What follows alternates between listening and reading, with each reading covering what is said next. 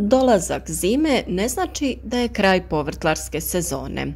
Još uvijek se mogu uzgajati razne povrtlarske kulture koje ćemo konzumirati sve do proljeća, a ono što je najbitnije, možemo svom organizmu osigurati potrebne nutrijente za koje znamo da su potpuno zdravi i nisu tretirani sa štetnim tvarima. Neke od kultura koje se mogu uzgajati su različite vrste zelene salate, blitva, špinat, rukola, radič, matovilac te neizostavni crveni luk, a naravno i mnoge druge. Sve ove biljke dosta lijepo napreduju i tokom hladnijih dana. Mogu se posaditi na otvoreno, ali tada berba dolazi tek na proljeće, dok u plasteniku sebi osiguravate berbu tokom cijele zimske sezone. U današnjem videu pokazati ćemo vam jednostavan način kako možete napraviti mali plastenik i zaštititi vaše biljke. Veličinu prilagođavate sebi i vlastitim potrebama. Zemlju je potrebno obraditi, posijati ili posaditi željeno povrće. S obzirom da svom ovom pomenutom povrću još uvijek odgovaraju vremenski uslovi i zemlja je koliko toliko topla, brzo će proklijati i niknuti, a ukoliko imate spremne presadnice, to je još bolje. Ranije sam posijala salatu koja je lijepo niknula i lijepo napreduje. Prorijedila sam višak i premjestila na neko drugo mjesto. A između ove salate posaditi ću lučice crvenog luka. Zemlju je potrebno lagano promiješati kako bi bila rahla i pogodna za sadnju. Lučice samo lagano utisnite u zemlju, ne previše duboko i prekrite rukom sa slojem zemlje. Sadnja luka se obavlja na dubinu od 5 cm, tako da nije potrebno da se prave kanali za sadnju. A sve o sadnji luka imate u drugim video savjetima na našem kanalu, pa ih potražite.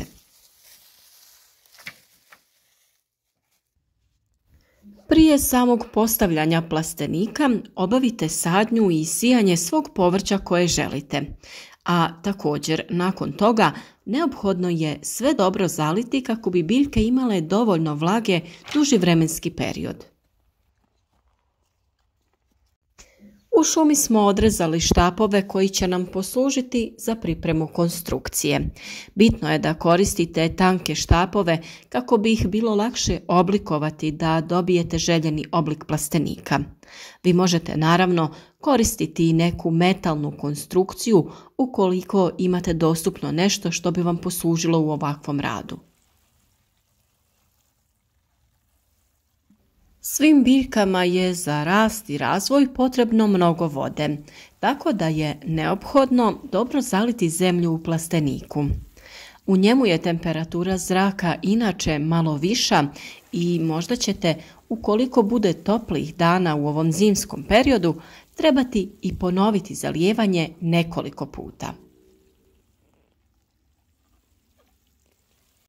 Štapove koje ćemo koristiti za konstrukciju potrebno je skratiti na dužinu koja vam odgovara. Plastenik može biti jako mali, tek toliko da prekrije biljke, a može biti i malo veći kako bi mogli da uđete u njega i berete vaše biljke. Na dužinu naše gredice nama će biti potrebna 3 noseća štapa kako bi plastenik bio stabilniji i od njih ćemo napraviti lukove. Sada je sa nekim kolcem potrebno napraviti rupe u koje ćemo utisnuti štapove.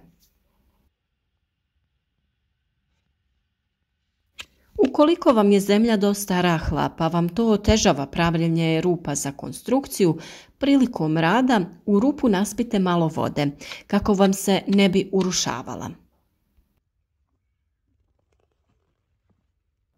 Za svaki luk su potrebne 2 rupe, znači po jedna sa svake strane, a za naša 3 luka potrebno je 6 rupa, 3 sa svake strane plastenika.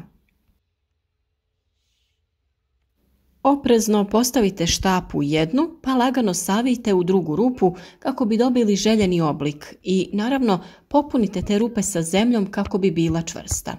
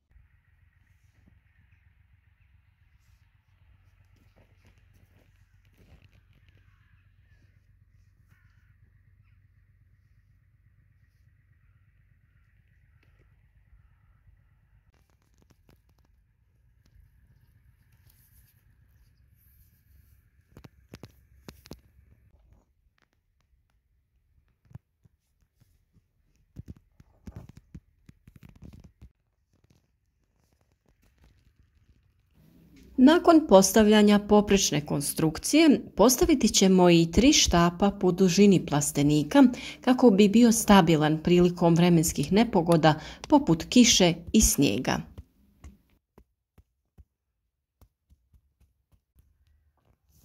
Vrlo je bitno da imamo jedan štap na samom vrhu te 2 štapa sa svake strane plastenika. Pričvrstiti ćemo svaki taj štap na svaki poprečni luk, to jest na 3 mjesta. Koristiti ćemo običnu žicu i dobro je zategnuti.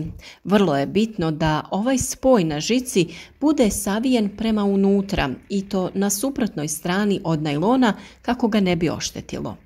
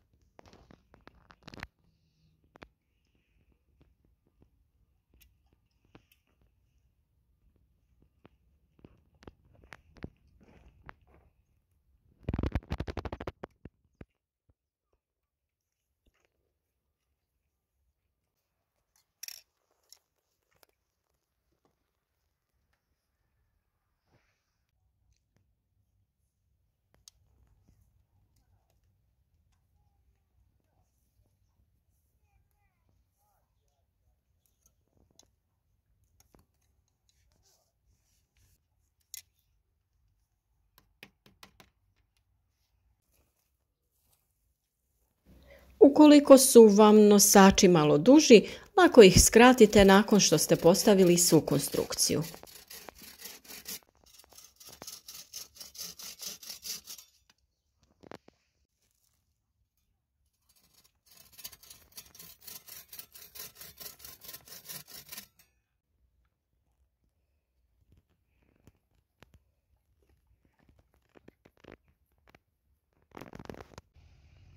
Nakon što smo postavili sve nosače i oblikovali kostur plastenika, okolo ćemo otkopati plitke kanale u koje ćemo ukopati najlon.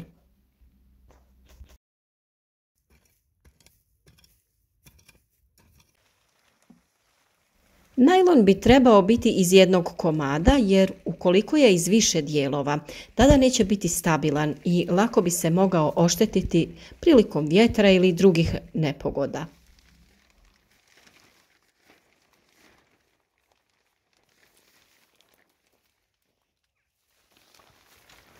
Razvucite najlon i pazite da ga što bolje zategnete sa svih strana. Prilikom zatezanja na rubove najlona stavite zemlju kako bi držala najlon od pomjeranja.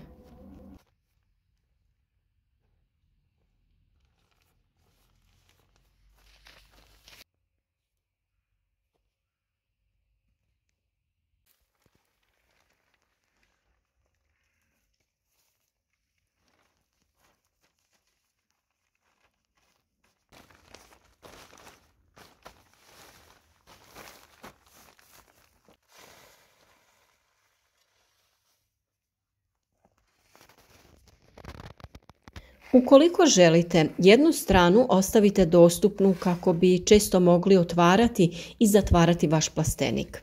Taj dio pritisnite sa nekim kamenom, ciglom ili drvenom oblicom. Tako ćete lakše moći otvoriti jedan dio plastenika nego da svaki put sklanjate zemlju.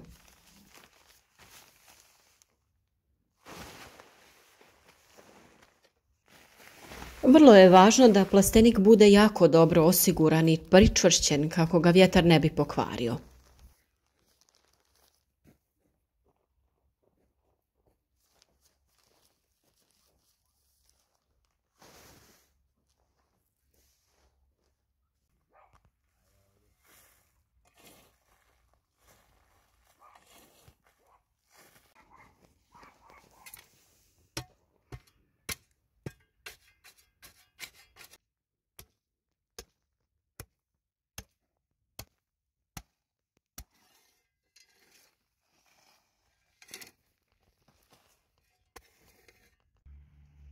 Ovakav plastenik je vrlo jednostavan za napraviti, a njegove koristi su velike. Možete uzgojiti šaroliko povrće i osigurati zdrave obroke tokom cijele zime. Nadamo se da ćete nam se kao i uvijek javiti u komentarima i pisati kako vi štitite vaše povrće tokom zimskog perioda.